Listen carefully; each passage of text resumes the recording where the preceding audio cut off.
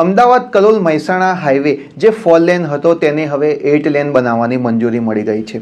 છેલ્લા કેટલાય સમયથી જાન્યુઆરી મહિનામાં આ હાઈવેને મંજૂરી મળશે તેવી વાતો થઈ રહી હતી, ત્યારે ગુજરાત સરકારની કેબિનેટ બેઠકમાં મુખ્યમંત્રીએ આ હાઈવેને મંજૂર કરી દીધો છે અને અમદાવાદથી મહેસાણા સુધીનો જે આ 4 લેન હાઈવે હતો તેને હવે 8 લેનમાં રૂપાંતરિત કરવામાં આવશે। રાજ્ય સરકાર દ્વારા 51 કિલોમીટર લાંબા આ હાઈવેને અંદાજે 2630 કરોડ રૂપિયાના ખર્ચે 8 માર્ગીય એટલે કે 8 લેન બનાવવાની મહત્વની જાહેરાત કરવામાં આવી છે। આ પ્રોજેક્ટની સૌથી મોટી ખાસિયત એ છે કે કલોલ શહેરમાં ટ્રાફિકની સમસ્યા કાયમી ધોરણે હલ થઈ જશે। અહીં 6 કિલોમીટરથી પણ લાંબો એક શાનદાર એલિવેટેડ કોરિડોર બનાવવામાં આવશે, જે શહેરના 5 ફ્લાયઓવરને સીધા જ જોડી દેશે।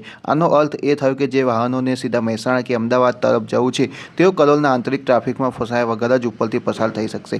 એટલું જ નહીં, આ આખા રૂટ પર 8 નવા ફ્લાયઓવર અને 8 અંડરપાસ બનાવવાનું આયોજન છે। શેરથા, જગુદણ અને મેવડ જેવા વિસ્તારોમાં નવા બ્રિજ બનશે, જ્યારે કલોલના રેલવે ઓવરબ્રિજની બાજુમાં જ એક નવો 4 લેનનો રેલવે ઓવરબ્રિજ બનાવવામાં પણ આવશે। હાઈવેની બંને બાજુ 7 મીટર પહોળા સર્વિસ રોડ બનાવવાથી સ્થાનિક વાહન ચાલકોને પણ ઘણી રાહત રહેશે। આગામી 2 વર્ષમાં આ પ્રોજેક્ટ પૂર્ણ કરવાનું લક્ષ્ય છે, જેનાથી કલોલ અને છત્રાલના ઉદ્યોગોને વેગ મળશે અને મુસાફરીનો સમય પણ ઘટી જશે।